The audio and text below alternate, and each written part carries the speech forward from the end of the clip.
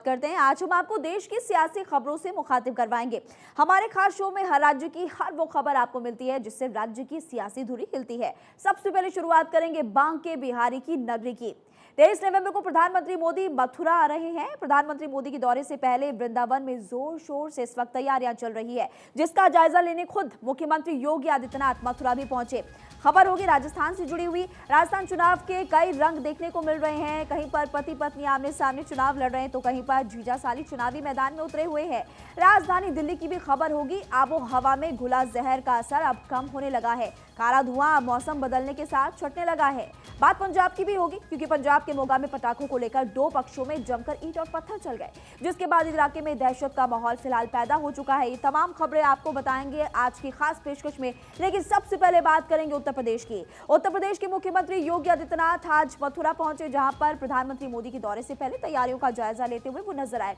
इस दौरान सीएम योगी आदित्यनाथ ने बांके बिहारी मंदिर में पूजा अर्चना भी की। दरअसल प्रधानमंत्री मोदी 23 नवंबर को मथुरा आ रहे हैं और इसीलिए आज आपको जानकारी दे दें कि सीएम योगी आदित्यनाथ खुद भी पहुंचे वहां पर तैयारियों का जायजा लेने के लिए। प्रधानमंत्री मोदी के प्रस्तावित दौरे में बांके बिहारी मंदिर जाने का उनका कार्यक्रम है। 23 नवंबर को प्रधानमंत्री मोदी के वृंदावन के बांके बिहारी मंदिर में पहुंचते ही एक रिकॉर्ड बन जाएगा। प्रधानमंत्री मोदी देश के पहले प्रधानमंत्री होंगे जो कि भगवान बांके बिहारी के दर्शन करेंगे।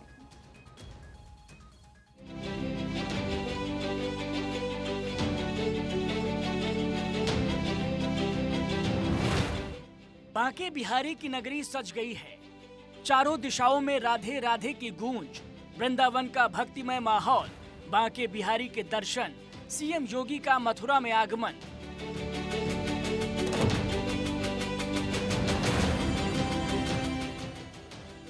छतों से फूलों की वर्षा, लबों पर राधे राधे, दर्शन करने पहुंचे योगी बांके बिहारी के दुलारे।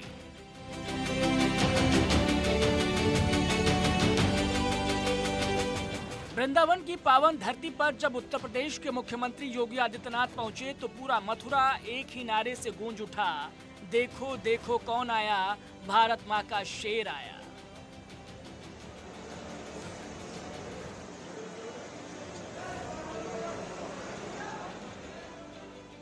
सीएम योगी बांके बिहारी जी के मंदिर पहुंचे, जहां सीएम योगी ने 15 मिनट तक भगवान बांके बिहारी का दर्शन पूजन किया।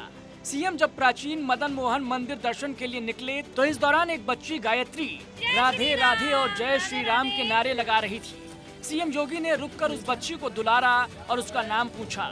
इसके बाद सीएम योगी ने प्राचीन मदन मोहन मंदिर के दर्शन किए और मंदिर के पुजारी से मंदिर के बारे में जानकारी ली।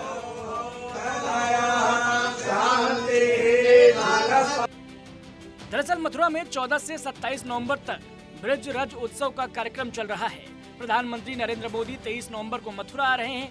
पीएम मोदी पहले श्री कृष्ण जन्मभूमि और द्वारकाधीश के दर्शन करेंगे।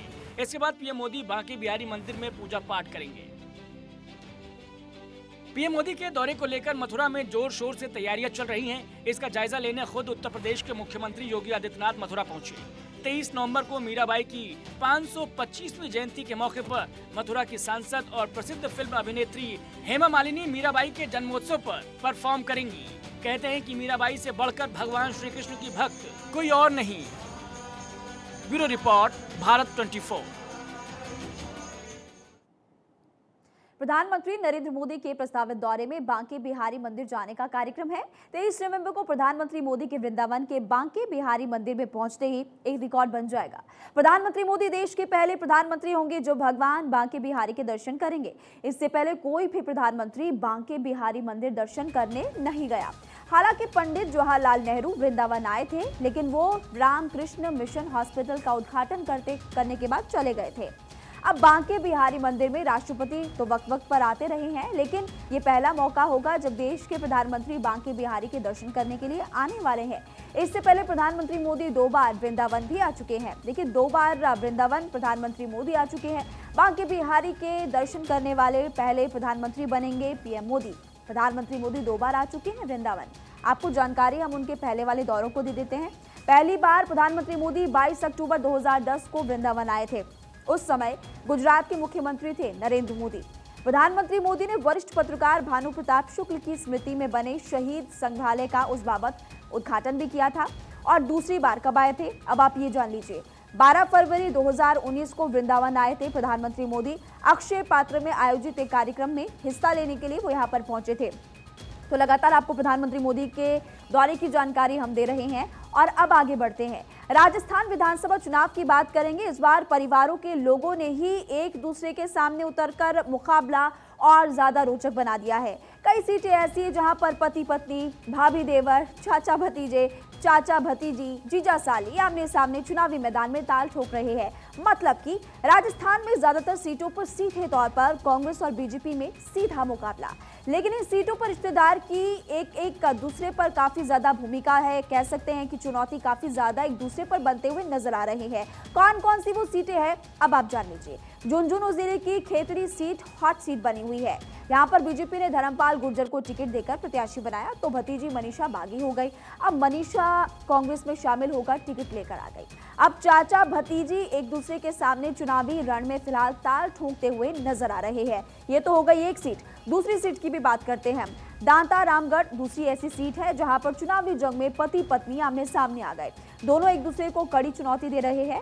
पूर्व कांग्रेस प्रदेश अध्यक्ष नारायण सिंह के बेटे और मौजूदा विधायक वीरेंद्र सिंह कांग्रेस के टिकट पर चुनाव लड़ रहे हैं। तो उनके सामने कौन है? उनके सामने जेजेपी से उनकी पत्नी रीता सिंह है। इसके अलावा दांता रामगढ़ सीट से ही वीरेंद्र सिंह के पिता नारायण सिंह 7 बार विधायक भी रह चुके हैं। ये भी आपको जानकारी दे रहे हैं। आगे बढ़ते अगली सीट से आपको बताएंगे। धौलपुर सीट पर जीजा साली का मुकाबला काफी ज्यादा रोचक बन चुका है। यहाँ पर बीजेपी से डॉक्टर शिवचरण कुशवाहा और कांग्रेस से शोभा रानी कुशवाहा चुनाव लड़ रहे हैं। दोनों ही सगे जीजा साली है। बीएल कुशवाहा ने 2013 में बसपा से चुनाव जीता था। और नागौर सीट की अगर हम बात करें तो नागौर में 39 साल बाद एक ही परिवार के 2 सदस्य आमने सामने हैं। चाचा और भतीजे में जबरदस्त टक्कर देखने को मिल रही है। पूर्व सांसद ज्योति मिर्धा बीजेपी की टिकट पर नागौर से चुनाव लड़ रही है और ज्योति मिर्धा के सामने कांग्रेस ने उनके चाचा हरेंद्र मिर्धा को चुनावी रण में उतारकर मुकाबला और ज्यादा रोचक बना दिया। ऐसा ही नहीं बल्कि आपको बता दें मिर्धा परिवार में पहली बार कोई सदस्य आमने सामने है। हरेंद्र मिर्धा के पिता रामनिवास और ज्योति मिर्धा के दादा नाथुराम मिर्धा भी आमने सामने चुनाव लड़ चुके, यानी कि पहले भी ऐसा हो चुका है। एक बार फिर से कुछ ऐसा ही हो रहा है। बात अब कर लेते हैं इसके बाद भादरा सीट की। देखिए भादरा सीट पर रिश्तों की चुनावी जंग इस वक्त चल रही है। इस सीट से संजीव बेनीवाल बीजेपी से मैदान में उतरे हुए हैं तो उनके सामने भतीजे अजीत बेनीवाल कांग्रेस के टिकट पर ताल ठोक रहे हैं।